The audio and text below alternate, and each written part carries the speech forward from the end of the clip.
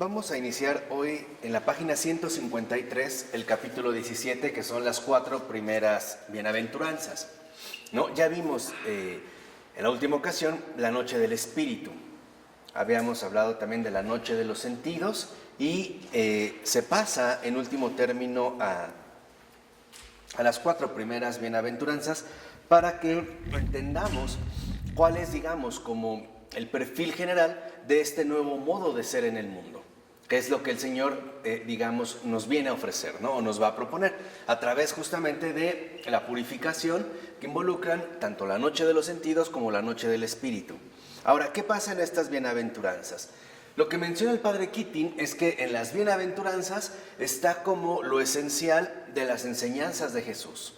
No está, digamos, como comprimido todo lo esencial de sus enseñanzas, porque, digamos, en la manera en la que la aborda el Padre Keating, muestra que representan la explicación completa de lo que es la felicidad. O sea, a través de estas bienaventuranzas, que sabemos Jesús pronuncia en el Sermón de la Montaña, ¿no? Cuando está hablando a esta multitud que se ha reunido a escucharlo, menciona las bienaventuranzas y que representaría una explicación completa de lo que es la felicidad y también, como dice el Padre Keating, son un torrente pentecostal o adelantado del Espíritu Santo, ¿no? De gracias que va a ir derramando el Espíritu Santo.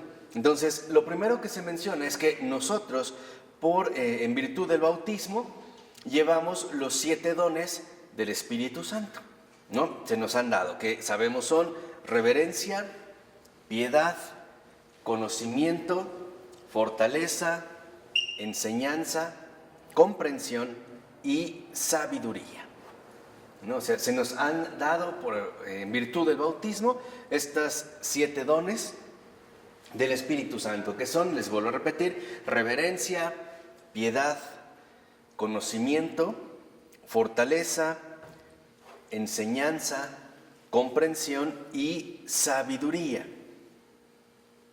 Entonces, lo que menciona el Padre Keating es que una vez que nos hemos deshecho ya de esta camisa de fuerza del falso yo, entonces la persona es capaz de poner en acción estos dones, que ya no están obstaculizados precisamente por el falso yo. Y entonces también puede entrar en una comunicación mayor, tanto con la luz que viene de lo alto como con el amor de Dios, ¿no? E ir percibiendo con mayor precisión tanto la gracia que recibe como la presencia de Dios en su propia vida. Entonces, esto también el Padre Keating lo menciona para que tengamos en cuenta cuál es, en pocas palabras, el objetivo fundamental del camino espiritual, que es lo que hemos venido recorriendo a lo largo de este texto, ¿no? Que de hecho ya falta poco para terminar. Entonces, ¿qué es, digamos, cuál es el objetivo? Es la curación de cuerpo, alma y espíritu. Ese es el objetivo del camino espiritual, ¿no? Lo que queremos es curar, es la curación de nuestro cuerpo, de nuestra alma y de nuestro espíritu. O sea, lo que buscamos es una curación integral de nuestra persona. Ese es el objetivo del camino espiritual. Ese es el objetivo. Y el propio Señor Jesús nos lo dijo, por ejemplo, en el Evangelio de Lucas, en el capítulo 5, versículos 31-33, cuando dice, no son las personas sanas las que necesitan médico, sino las enfermas, ¿no? Y como que añade, he venido no a llamar a los buenos, sino a invitar a los pecadores a que se arrepientan, ¿no? Hay una invitación. Entonces, al decir esto, lo que vemos, en efecto, es que un médico no sana a los enfermos matándolos, no los mata, los tiene que curar. Algo similar es precisamente lo que va a hacer en este sentido el Espíritu Santo, ¿no? No sana, por ejemplo, dice el Padre Keating, el Espíritu Santo no sana las heridas que tenemos, ¿no? De la infancia, de nuestra vida adulta, de nuestra juventud, etcétera, destruyendo o aniquilando los instintos que fueron la causa de que surgieran, sino que más bien conserva lo bueno y reintegra estas potencias que se nos han dado para nuestra plenitud como personas, ¿no? O sea, como que reconduce, digamos, aquello que de alguna manera se desordenó. Entonces, lo que vemos es que en realidad lo que se va quitando, y esto es importante, son las exageraciones y las distorsiones que fuimos generando. Esto sí, o sea, la exageración y la distorsión. Eso es precisamente lo que va a ir como quedando de lado. De hecho, por ejemplo, dice el padre Keating, incluso biológicamente podemos ver que la necesidad de sobrevivir es importante para nosotros, sobre todo cuando el camino se pone difícil, ¿no? Cuando entramos en circunstancias problemáticas, por decirlo, ¿no? Tenemos que utilizar toda esta potencia o esta energía, estas fuerzas que el Señor nos ha dado. Lo importante es que estas fuerzas estén ordenadas hacia el bien. Esto es el punto. Entonces no se trata de que se nos quiten nuestra realidad humana, se trata de que quede reorientada. No sé si me explico, esto es bien importante. O sea, el Señor no quiere que quedemos como mutilados interiormente, que es un poco el proyecto que buscaban, por ejemplo, algunos filósofos griegos, sobre todo de las escuelas helenísticas como los estoicos, que lo que querían es que el hombre se transformara en un ser totalmente apáticos, o sea, sin ningún tipo de emociones interiores, ¿no? Ellos le llamaban la libertad, o sea, ser libre de pasiones, a la manera, podemos decir, de un tronco o de una piedra. El problema es que, en efecto, si nosotros intentamos mutilar nuestra realidad humana, terminaremos transformándonos en algo inhumano, ¿no? O sea, sería muy raro que supongamos que nos hablaran que acaban de asesinar a un familiar muy cercano a nosotros y nosotros ni nos inmutáramos lo más mínimo, siguiéramos como si nada. Sería como inhumano. Entonces no se trata de eso. Lo que se trata es que se reoriente toda nuestra realidad humana hacia el bien. Este es el propósito. O sea, este es, digamos, como uno de los propósitos fundamentales. Entonces, es esta reorientación la que se va a ir manifestando precisamente a través de las bienaventuranzas.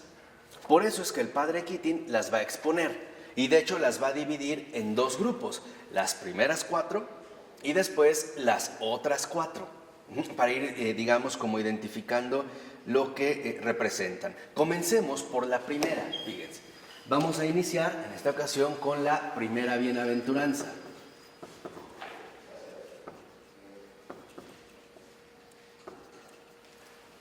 ¿Qué pasa o qué es, digamos, lo que sucede en el caso de la primera bienaventuranza?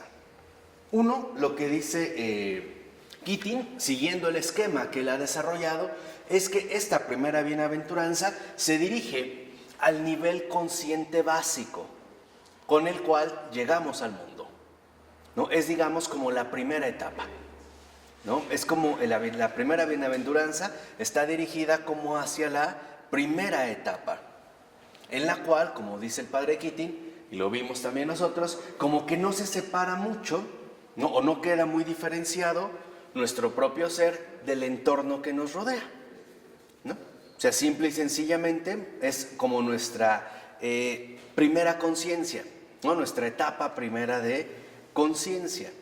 ¿Hacia dónde está dirigida esta conciencia? ¿A la comida?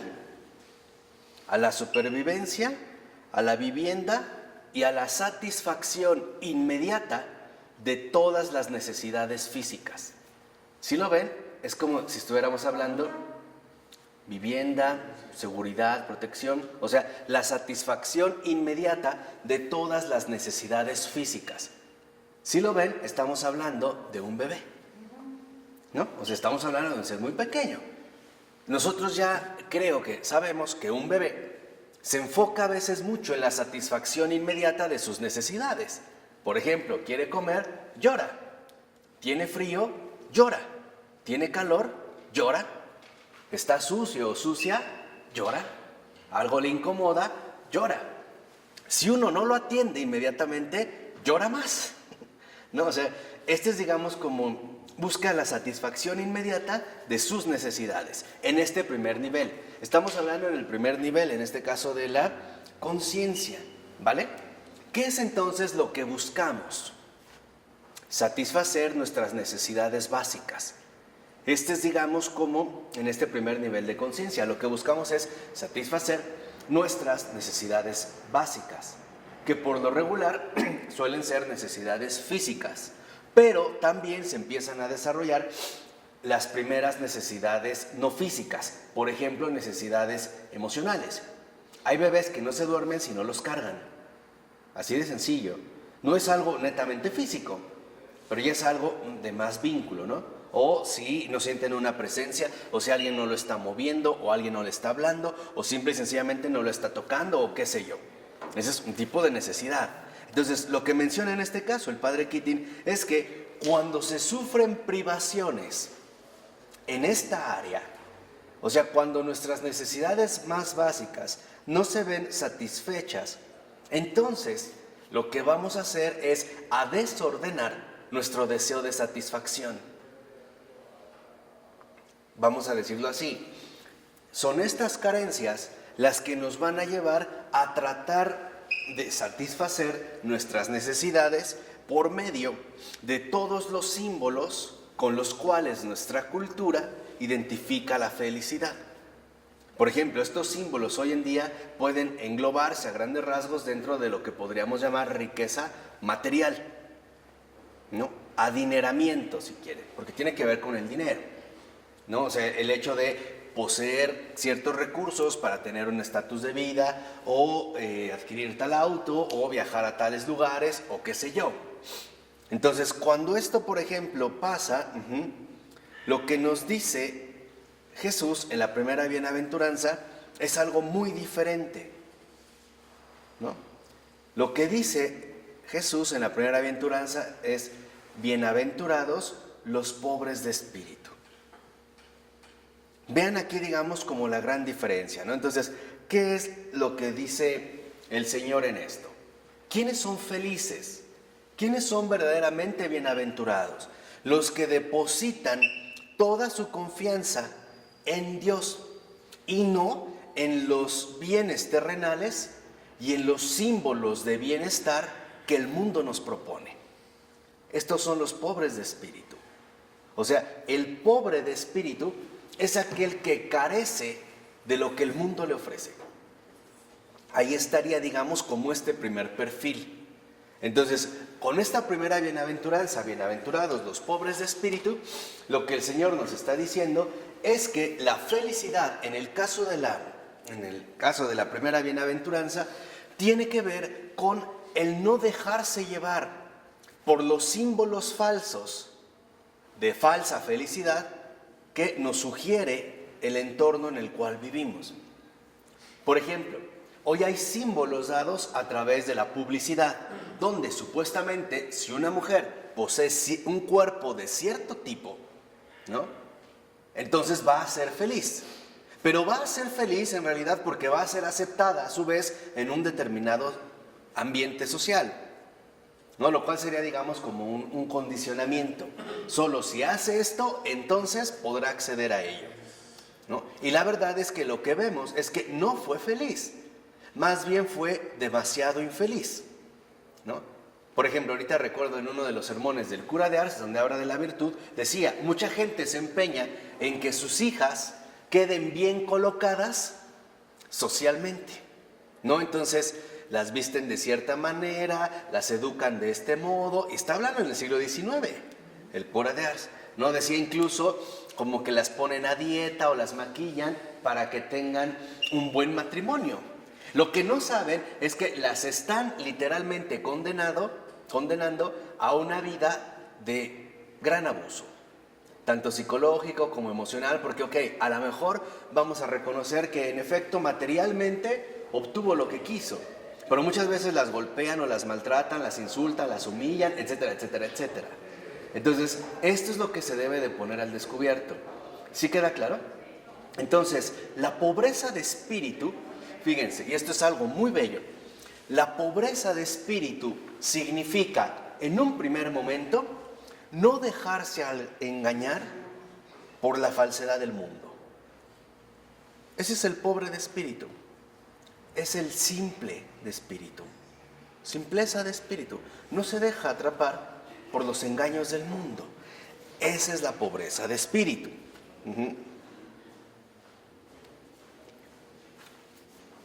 Entonces, en la primera bienaventuranza, de lo que se nos habla es de una confianza total en Dios.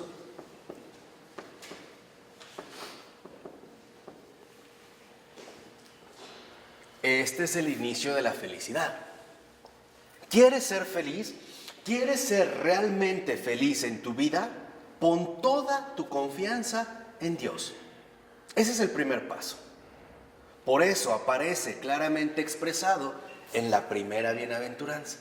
Dijimos, es como el resumen esencial de las enseñanzas de Jesús, ¿no? Que además está puesto al alcance de la gente. Lo dice abiertamente. Entonces lo primero que nos dice es, ¿quieres ser realmente feliz? Pon toda tu confianza en Dios.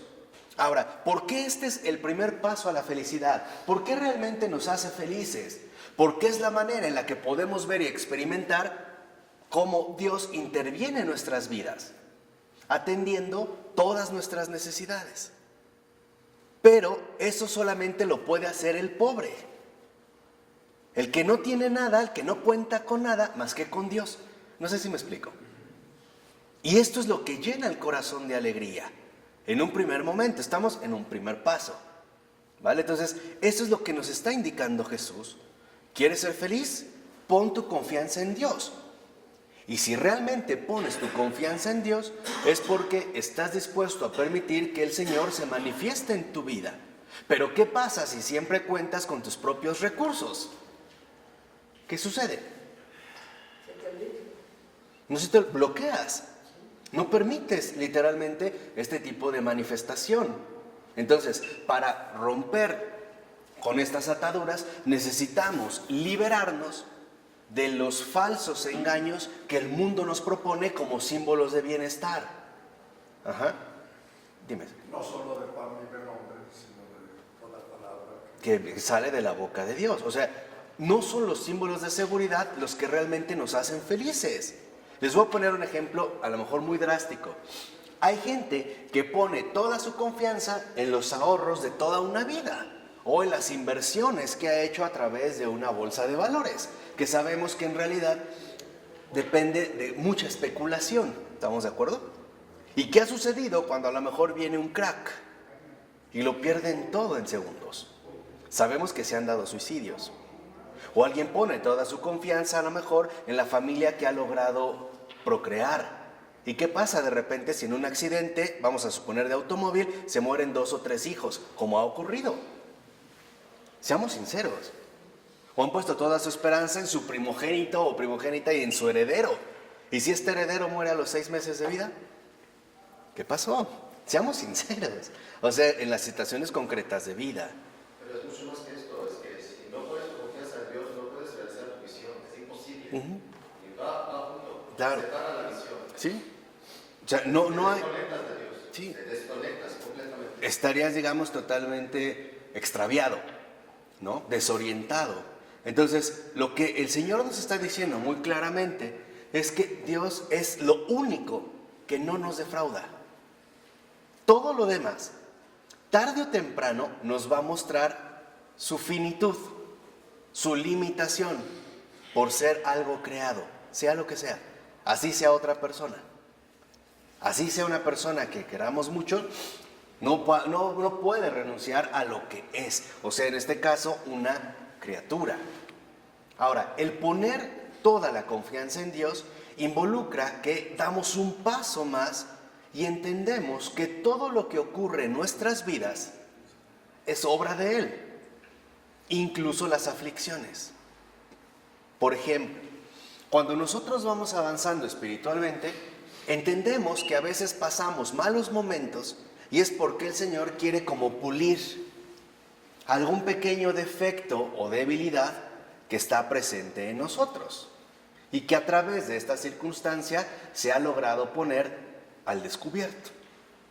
Acuérdense, el Señor nos va a llevar a situaciones muy concretas para que nos demos cuenta, en pocas palabras, de aspectos interiores que a lo mejor han pasado desapercibidos, pero que en ciertas circunstancias, por muy mínimas que sean, pueden ponerse al descubierto.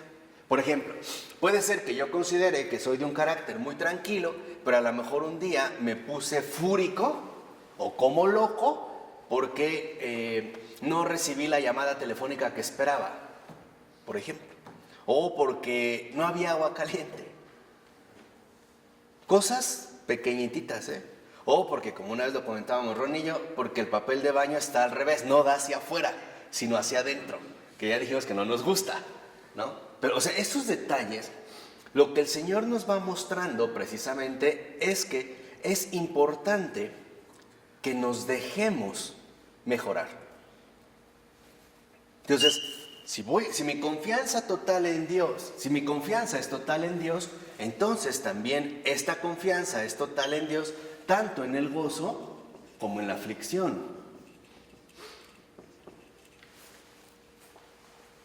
Por eso dice el padre Keating que los que tienen espíritu de pobres son aquellos que saben aceptar las aflicciones de Dios por ser Dios quien las da.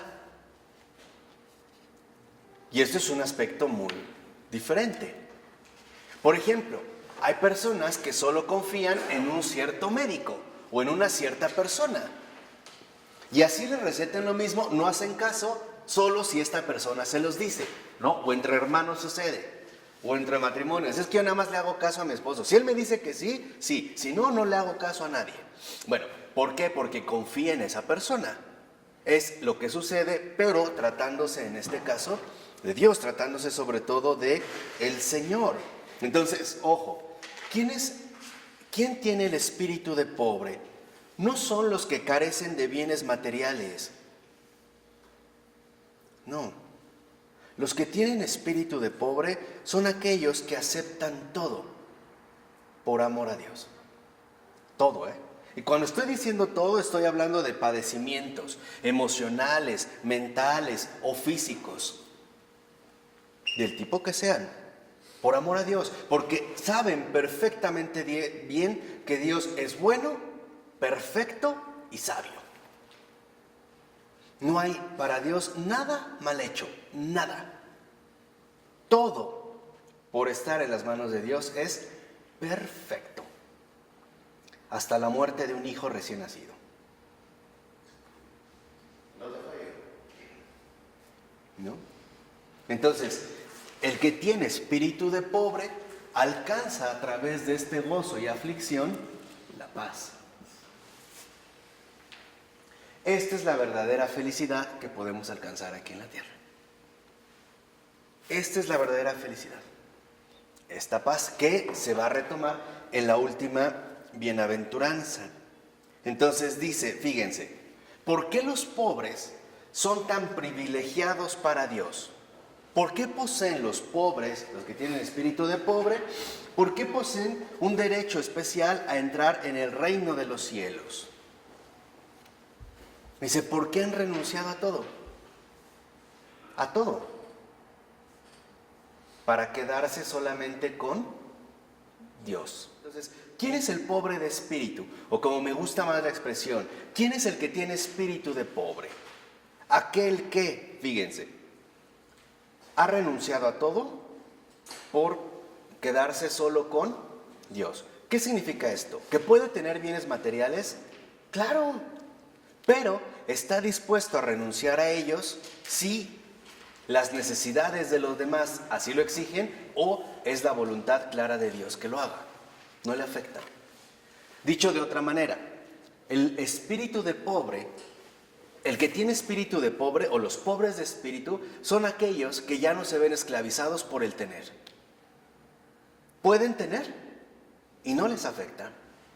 Pueden no tener y tampoco les afecta. De hecho, saben de que lo que tienen no es de ellos. Exacto, ya no viven en el tener, viven en el amar a Dios. Entonces, no son las riquezas materiales el problema, es dónde hemos colocado nuestro corazón. Porque hay gente que sufre porque tiene y gente que sufre porque no tiene, ¿no? O sea, da igual, no es el punto central. La pobreza de espíritu es saber que el tener es algo muy secundario.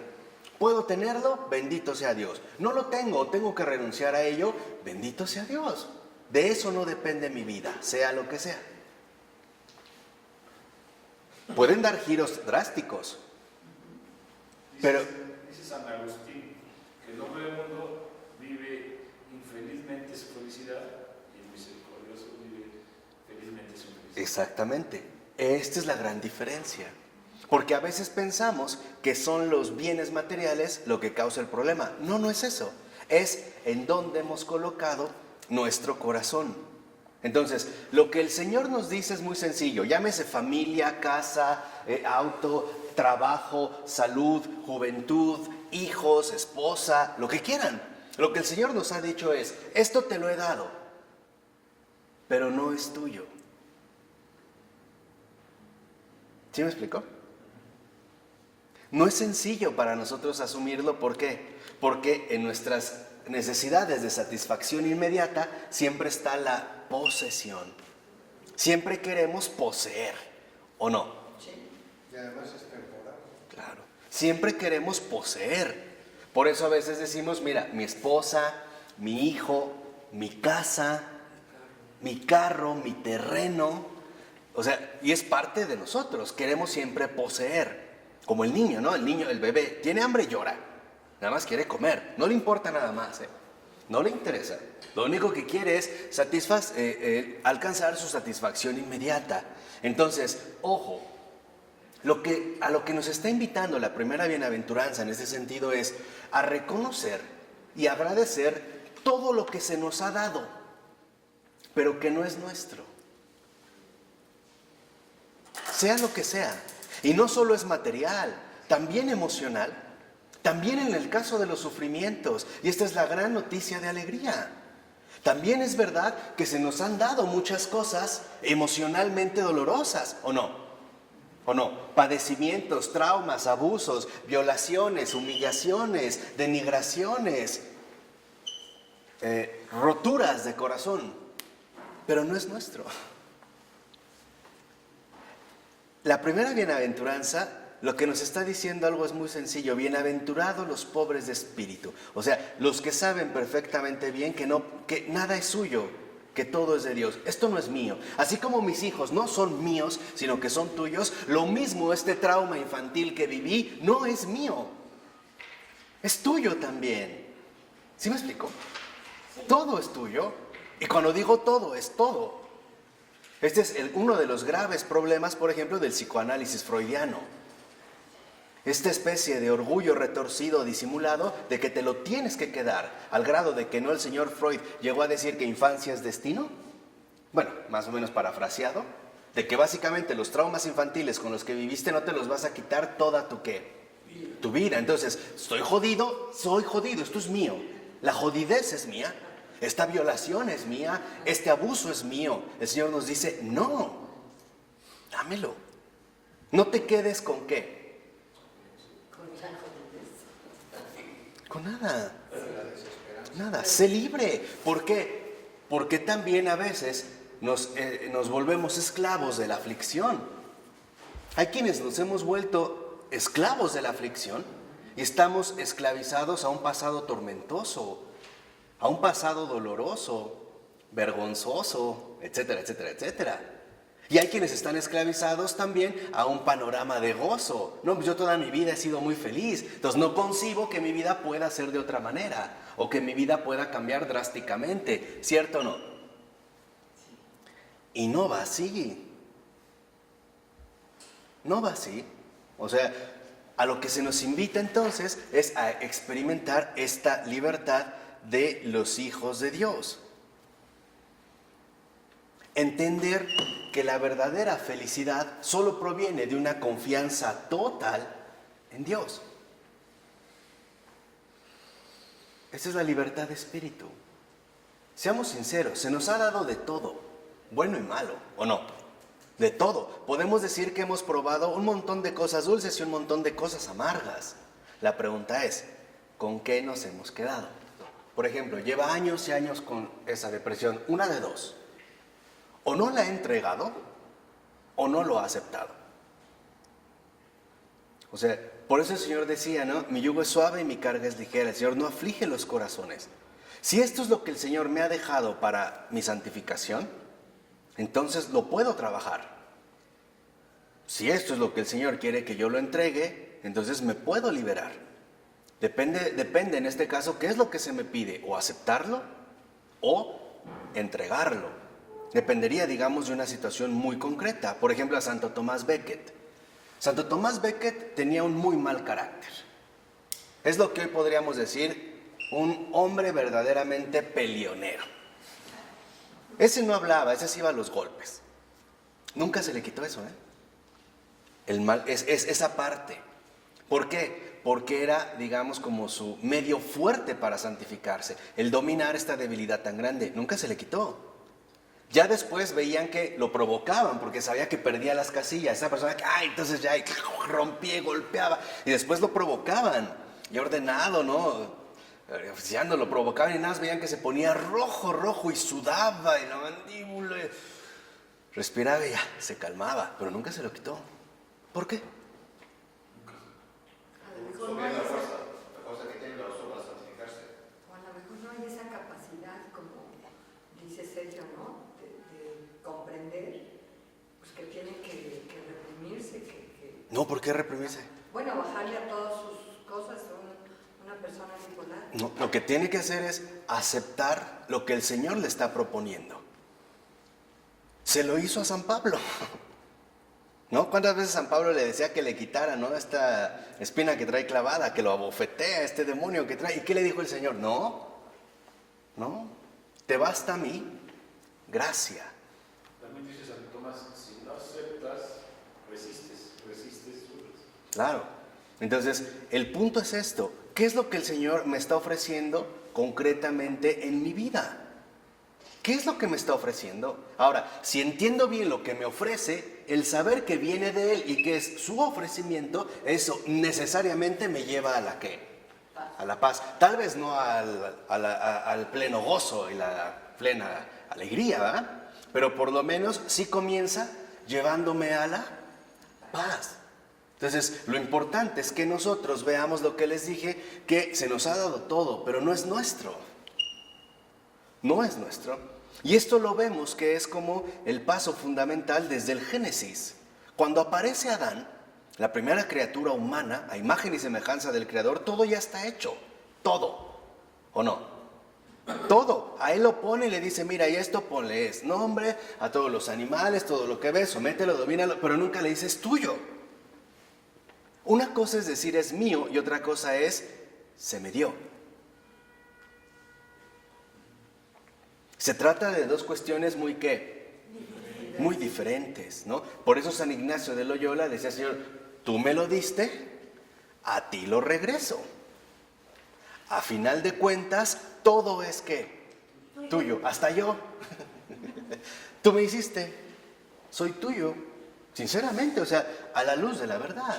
Entonces, saber que nuestras circunstancias de vida es lo mejor que el Señor nos ofrece para nuestra realización. Entonces, ¿esta realidad es perfecta? Eso es lo difícil de aceptar. Sí, lo sé. O sea, para nuestra santificación. Entonces, ¿esta realidad es perfecta? Claro. No a los ojos del hombre, pero... No, a los ojos del hombre es una tontería. Es una náusea, pero... Pero para el Señor sabe que hay algo más de fondo. Hay algo mucho mayor. Esta es justamente la inteligencia de la fe. Por eso, decirle a un bipolar que su depresión la ofrezca para la mayor gloria de Dios, está calma. Claro. Porque no es que la ofrezca. Es que entienda y acepte lo que el Señor le está dando.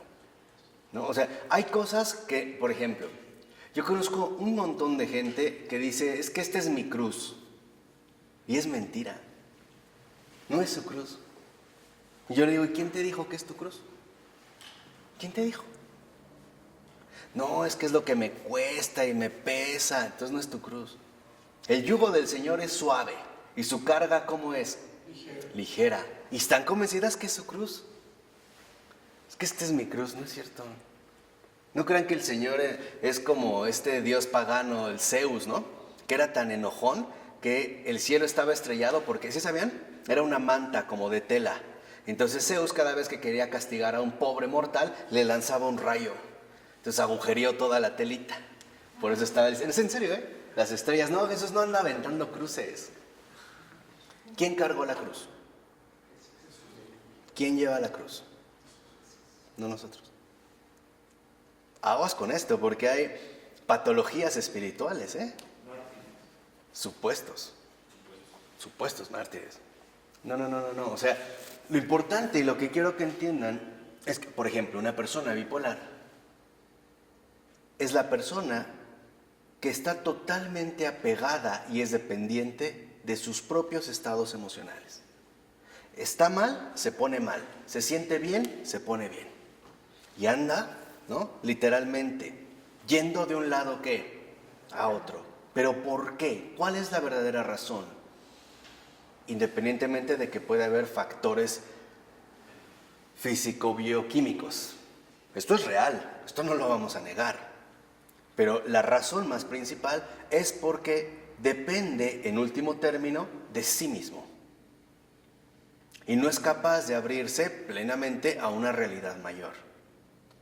Ya sea lo que les dije, para entregar o bien para aceptar. ¿Cuándo entregas y cuándo aceptas? Bueno, depende. ¿Cuándo entregas? Cuando aceptas, depende de tu caso concreto de vida, pero algo es un hecho. Si te da paz, si entiendes que de fondo, a lo mejor al principio te va a costar, pero a la larga te va a ser para un bien, como Thomas Becket, aceptas. Pero si ves que esto te supera y que te entristece, entregas. Ofreces. Por eso, yo les aconsejaría que lo primero que hagamos sea entregar. Señor, yo no puedo con esto. Pero si tú es lo que quieres para mí, ayúdame. Así de sencillo. O sea, primero es no la evasión, una confesión sincera de nuestra limitación. Si realmente lo quieres para mí, Ayúdame. Pues es también como Agustín, ¿no? Agustín, ¿qué le decía al Señor? Señor, dame lo que me pides y pídeme lo que quieras. Está bien, ¿o no? Dame lo que me pides, pídeme lo que quieras. No va a haber pierde. Por eso, ojo, hay gente, les vuelvo a repetir, que dicen, es que esta es mi cruz, llevo años con esto. No, dile al Señor, Señor, aquí está. De verdad te lo entrego, no lo quiero, lo que sea, lo que pueda hacer, no lo quiero. Me pesa demasiado, me agobia. Pero si tú quieres que lleve esto, ayúdame para que yo experimente tu dulzura y tu suavidad. Esto es lo primero. No juguemos a ser héroes. No. A ver cuánto puedo resistir y es que esto, no. ¿Por qué? Porque a veces suponemos, vuelvo a repetir, qué es lo que el Señor me pide y resulta que mi corazón se ha amargado y el Señor no da amargura. Nunca. Entonces, en un primer momento entregar, Señor, esto me agobia, me sobrepasa, no puedo, me entristece, me duele, aquí está. Si tú esto quieres para mí, ayúdame y hazme experimentar tu suavidad. No hay problema. De hecho, en el Padre nuestro, no nos dejes caer en la tentación y líbranos del mal. Sí. Ayuda a venir de arriba. No hay de otro nivel. Entonces, por eso el primer paso, dijimos, es la invocación, ¿no? Habrá modos donde se pueda llevar. Por ejemplo, la homosexualidad. Hay personas que son sinceramente homosexuales y Jesús no les quita esa homosexualidad, pero sí les da una vida ordenada. No sé si me explico. Esto es lo importante, ¿no? O sea, puede ser homosexual, claro, pero con una vida ordenada como cualquier otra persona. Dejar el pecado. Así como cualquiera lo tiene que hacer. No solo es para ellos, es para cualquiera. Y el Señor le pide, vive con esto, pero de manera ordenada. De manera ordenada. No necesariamente tenemos como que despojarnos o arrancarnos de todo. Yo les digo, me parece algo muy sensato en términos espirituales el que el primer paso sea decir, Señor, no quiero, me pesa, ¿no? A lo mejor no quisiera cuidar a mi madre enferma o convivir con esta persona o qué sé yo, líbrame de esto. Pero si es lo que quieres para mí, ayúdame, en ti confío. Ya. ¿Sí me explico? Me parece. Claro, ayúdame a aceptarlo y experimentar tu presencia en esto. ¿Cómo voy a experimentar tu presencia? El darme cuenta cómo me ayudas. Pero todo depende de cómo ves a las personas. Porque generalmente muchos problemas son porque no aceptas a la persona como es. Y quieres cambiar a tu modo de ver y de ser y de todo. Claro. Entonces son los lentes que no enfocan bien a la situación. Aquí lo que queremos es sobrepasar, les vuelvo a repetir, nuestras propias limitaciones. Exacto. Lo importante es que estemos dispuestos a aceptar y entregar. No sé si me explico. Por ejemplo, volvamos al caso del bebé. Un hijo se te da y lo puedes abrazar, lo puedes cargar, lo puedes tener cerca, tú le das de comer, pero no es tuyo, no es tu propiedad. Es un encargo, ¿o no? Lo mismo pasa con la creación, se nos encargó, pero nada más. San Luis Rey, él decía, ¿no? Para la gente soy un rey, pero yo también tengo un rey. Vean, o sea, él no decía, yo también tengo un rey, yo también soy un siervo. No, luego le criticaban porque en ese momento todavía no se daba la separación, por ejemplo, tajante entre la servidumbre y los dueños. Él se ponía a comer con la gente que trabajaba en el castillo, igual que ellos. Lo criticaban. ¿Cómo tú, siendo rey, puedes comer de esta manera? Y él decía, es que yo, para la gente soy un rey, pero yo a su vez tengo un rey. ¿No? Entonces, en este sentido, ante los ojos de Dios, somos exactamente ¿qué? Iguales. ¿No? Entonces, si vamos entendiendo esto, lo primero, digamos, que se nos indica entonces es tener esta pobreza de espíritu. El estar dispuesto a aceptar lo que sea y entregar lo que sea. Vamos a decirlo así. ¿Quiénes son los pobres de espíritu? Los que viven en base a lo siguiente: Señor, te lo entrego todo, lo acepto todo. Esa es una parte muy bella de una oración de este beato Carlos de Foucauld, siglo XX, que también es extraordinario, que anduvo allá por el desierto de Tamraset, ¿no? Evangelizando a los musulmanes, sobre todo a estos árabes beduinos que iban de un lado a otro todavía en estas partes. Murió mártir, ¿no? Y él sabía, finalmente, pero él decía: Padre, me entrego plenamente a ti porque eres mi Padre. O sea, en esta simpleza muy sencilla, la pobreza de espíritu es el que está dispuesto a aceptarlo todo, incluso ser rey, o entregarlo todo, así sean mis hijos y mi familia, como Santa Rita de Casia. Acuérdense que Santa Rita de Casia estuvo casada, y una vez que su esposo se convirtió y que de verdad la padeció y sufrió mucho y bla, bla, bla, se convierte y se va con el Señor. Y a Rita no le agradó mucho, ¿verdad? Se va con el Señor, o sea, también, finalmente, digamos, ya está, y ella dice: ahora sí puedo ser feliz con él. ¡Pum! El Señor lo llama, y al poco tiempo mueren sus 2 hijos. O sea, ella se puso un poco loquita al principio, ¿no? Y es normal, ¿o no? Es normal, ahí se ve que no es un juego y que tiene que entrar en un crecimiento extraordinario, al grado de que retaba al crucificado, ¿no? Veía y lo amenazaba: ¿y tú por qué me haces esto? No me hables, te odio. Se fue, pues entró en una crisis muy fuerte. Seamos sinceros, pues esa es la grandeza de los santos, que son humanos como nosotros. La única diferencia es que se atrevieron a confiar en Dios. Ese es un santo. El santo es aquel que se ha atrevido a confiar en Dios. Y después no alcanzó una santidad extraordinaria, Santa Rita de Casia.